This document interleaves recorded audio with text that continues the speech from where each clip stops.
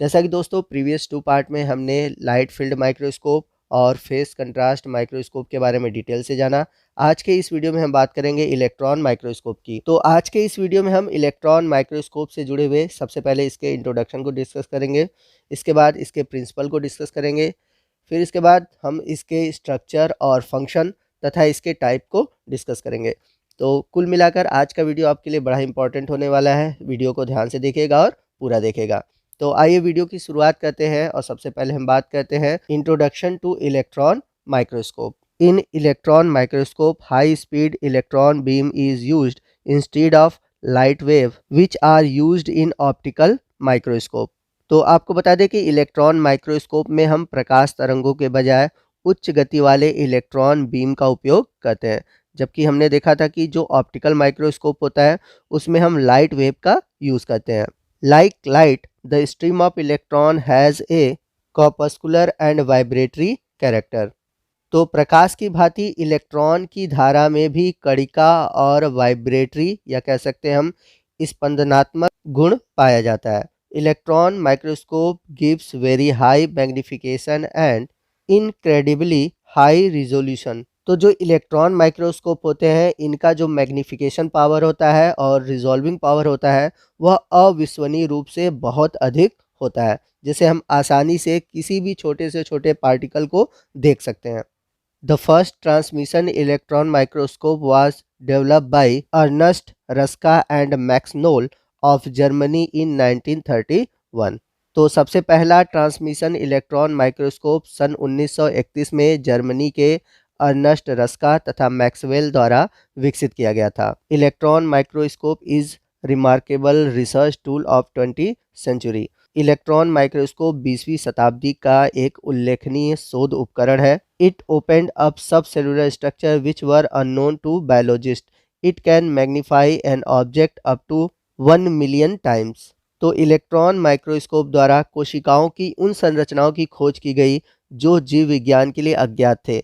यह किसी वस्तु को लगभग 10 लाख तक गुना बढ़ाकर दिखाता है। The photo micrography can be further enlarge the studied by using modern photographic technique and computer aided technique. इसके अलावा हम आधुनिक फोटोग्राफिक तकनीक और कंप्यूटर की सहायता से प्राप्त जो इमेज होते हैं उन्हें और बड़ा तथा साफ देख पाते हैं। The electron can be focused bye electron magnetic lens much like the light rays. तो यहाँ पर आपको बता दें कि जो इलेक्ट्रॉन माइक्रोस्कोप होते हैं उनमें लाइट माइक्रोस्कोप की तरह लेंस नहीं होते हैं। इलेक्ट्रॉन माइक्रोस्कोप में विद्युत चुंबकीय लेंस यानी कि इलेक्ट्रोमैग्नेटिक लेंस होते हैं। इस पॉइंट को आप नोट कर लीजिएगा। तो इलेक्ट्रॉन माइक्रोस्कोप में होता क्या है कि इलेक्ट्रॉन को विद्युत चुंबकीय लेंस द्वारा प्रकाश किरणों की तरह केंद्रित किया जाता है। Electron beam can vibrate like light rays but has very short wavelength as compare to light rays.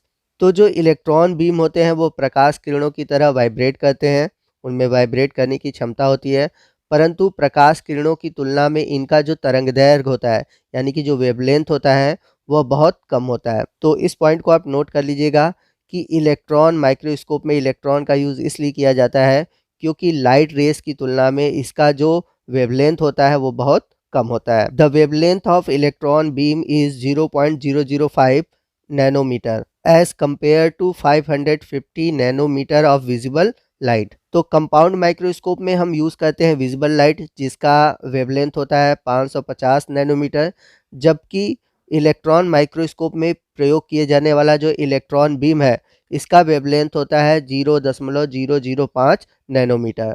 तो इतना कम वेवलेंथ होने की वजह से ही हम छोटे से छोटे ऑब्जेक्ट को क्लियर देख पाते हैं। Resolution increase with the decreasing of wavelength. तो इसका रीज़न क्या है क्यों हम कम वेवलेंथ के इलेक्ट्रॉन बीम का यूज़ करते हैं? क्योंकि मैंने आपको बताया हुआ है कि जो रिजोल्यूशन पावर होती है वह वेवलेंथ के घटने से बढ़ती है। तो जितना वेवलेंथ कम होगा उतना ही अधिक रिजोल्यूशन पावर होता है। Resolution is dependent upon the wavelength of radiation. तो इस प्रकार से हम कह सकते हैं कि जो रिजोल्यूशन होता है वह किसी भी रेस के वेवलेंथ पर निर्भर करता है। Smaller the radiation greater will be resolution. तो जितना कम रेडिएशन होगा यानी कि जितना कम वेवलेंथ होगा उतना ही अधिक रिजोल्यूशन होगा। तो यदि आपको रिजोल्यूशन के बारे में डिटेल से पढ़ना है तो उस पर मैंने वीडियो बनाया हुआ है। उस वीडियो का लिंक मैं नीचे आपको डिस्क्रिप्शन बॉक्स में दे देता हूँ। उस लिंक पर क्लिक करके आप उस टॉपिक को देख लीजिए, आपको अच्छे से रिजोल्यूशन के बारे में समझ में आ जाएगा। The light microscope can achieve a maximum resolution of about 0.2 micron meter OR 200 nanometer. तो जो लाइट माइक्रोस्कोप होता है उसका जो मैक्सिमम रिजोल्यूशन होता है वो 0.2 माइक्रोन मीटर या फिर 200 नैनोमीटर होता है। Where is electron microscope can achieve a resolution of 0.10 nanometer which is 2000 times better than best resolution by light microscope.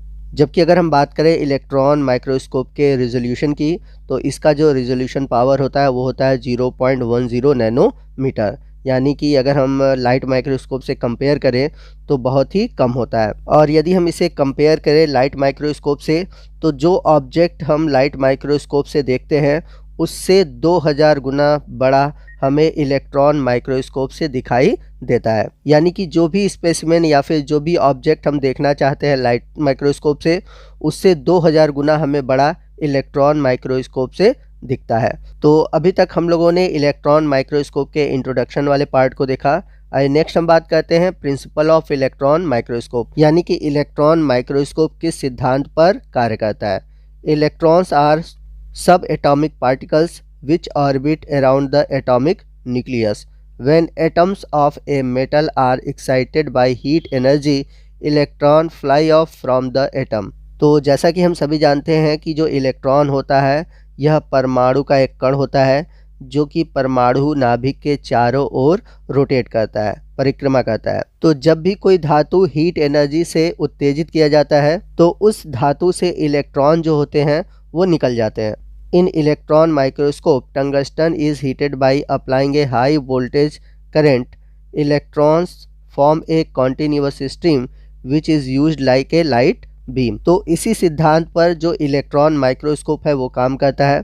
Electron microscope में टंगस्टन धातु का बना बल्ब होता है जिसे गर्म किया जाता है और इलेक्ट्रॉन एक सतत धारा के रूप में बाहर निकलते हैं। कहने का मतलब यह है कि जब इलेक्ट्रॉन माइक्रोस्कोप में हम टंगस्टन बल्ब को गर्म करते हैं यानी कि इलेक्ट्रिक देते हैं तो वो गर्म होता है, जिससे जो इलेक्ट्रॉन होते हैं लाइट बीम की भांति लगातार निकलते रहते हैं।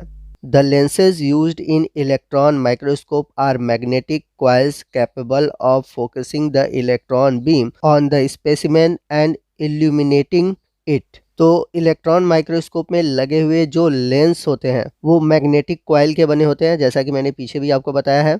तो ये क्या कहते हैं कि जो इलेक्ट्रॉन बीम है उसे स्पेसिमेन पर केंद्रित करते हैं जिससे कि उस स्पेसिमेन पर लाइट उत्पन्न हो जाती है। The strength of magnetic lens depends upon the current that flow through it. Greater the flow of current greater will be strength of the magnetic field. The electron beam can not pass through the glass lens. तो जो magnetic lens है इसकी जो ताकत है वह माध्यम से बहने वाली धारा पर निर्भर करती है। धारा का प्रवाह जितना अधिक होगा चुंबकीय क्षेत्र उतना ही अधिक शक्तिशाली होगा। यदि हम ऑर्डिनरी लेंस का यूज़ करते हैं इलेक्ट्रॉन माइक्रोस्कोप में तो उस केस में क्या होता है कि जो इलेक्ट्रॉन बीम है कांच के लेंस से नहीं गुजर पाता। इसलिए जो इलेक्ट्रॉन माइक्रोस्कोप है वहाँ पर हम कांच का लेंस प्रयोग नहीं करते, वहाँ पर हम मैग्नेटिक लेंस प्रयोग करते हैं। आई होप आपको इलेक्ट्रॉन माइक्रोस्कोप का प्रिंसिपल समझ में आ गया होगा कि किस सिद्धांत पर इलेक्ट्रॉन माइक्रोस्कोप काम करता है। आइए नेक्स्ट हम बात करते हैं इलेक्ट्रॉन माइक्रोस्कोप के टाइप्स की। तो इलेक्ट्रॉन माइक्रोस्कोप 2 टाइप्स के होते हैं। पहला है स्कैनिंग इलेक्ट्रॉन माइक्रोस्कोप जिसे शॉर्ट में बोलते हैं सेम, और सेकेंड है ट्रांसमिशन इलेक्ट्रॉन माइक्रोस्कोप जिसे शॉर्ट में बोलते हैं टेम। तो इन दोनों माइक्रोस्कोप के बारे में हम आने वाले पार्ट में डिस्कस करेंगे। तो इलेक्ट्रॉन माइक्रोस्कोप के सेकंड और थर्ड पार्ट में हम इन दोनों माइक्रोस्कोप को डिटेल से जानेंगे। तो आज का इलेक्ट्रॉन माइक्रोस्कोप से जुड़ा हुआ फर्स्ट पार्ट आपको कैसा लगा कमेंट करके ज़रूर बताइएगा। वीडियो अच्छा लगा हो तो वीडियो को लाइक और शेयर करना मत भूलिएगा, और वीडियो से रिलेटेड या फिर कोई भी डाउट हो आप हमसे कमेंट करके पूछ सकते हैं। तो दोस्तों मिलते हैं अगले वीडियो में अगले पार्ट के साथ। तब तक के लिए जय हिंद, जय भारत।